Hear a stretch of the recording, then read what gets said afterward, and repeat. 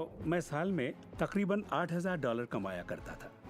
पता नहीं क्यों मैं एक ऐसी रकम चाहता था जो कुछ ठोस हो, तो मैंने कहा मैं साल में $1,00,000 कमाना चाहता हूँ। मैं नहीं जानता था कि ये कैसे होगा, ना तो कोई प्लान था ना ही कोई जरिया, मगर मैंने कहा मैं ये मानूंगा कि मुझे इस पर यकीन है, मैं यही मानूंगा कि ये सच है, सृष्टि पर छोड़ दूंगा।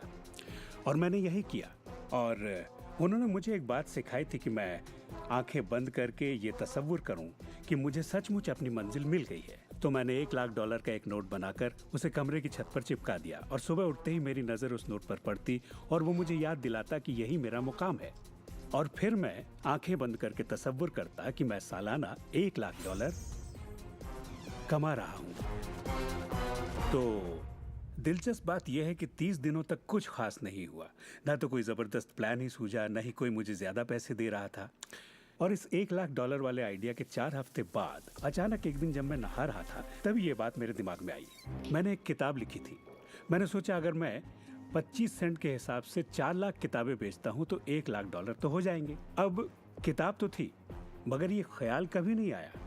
और मेरे ख्याल से एक रहस्य ये भी है कि जब प्रेरणा मिले तो उस पर विश्वास करो और अमल करो। मैं नहीं जानता था ये कैसे होगा, कैसे किताब की 4 लाख प्रतियां बेचूंगा, कभी किया ही नहीं था। और फिर मेरी नजर सुपरमार्केट में नेशनल इंक्वायरर पर पड़ी। मैंने उसे हजारों बार देखा होगा, मगर कहीं छिपा सा था और अचानक ही उछलकर सामने आ गया। और मैंने सोचा वाह, अगर लोगों को मेरी किताब का पता चल जाए तो 4 लाख प्रतियां तो देखते देखते बिक जाएंगी। उसके 6 हफ्ते बाद मैंने हंटर कॉलेज में एक लेक्चर दिया जहां 600 टीचर्स थे। वहीं एक मोहतरमा मुझसे मिली। लेक्चर बहुत अच्छा था, आपका इंटरव्यू लेना चाहती हूँ, ये मेरा कार्ड है। आप किसके लिए लिखती हैं?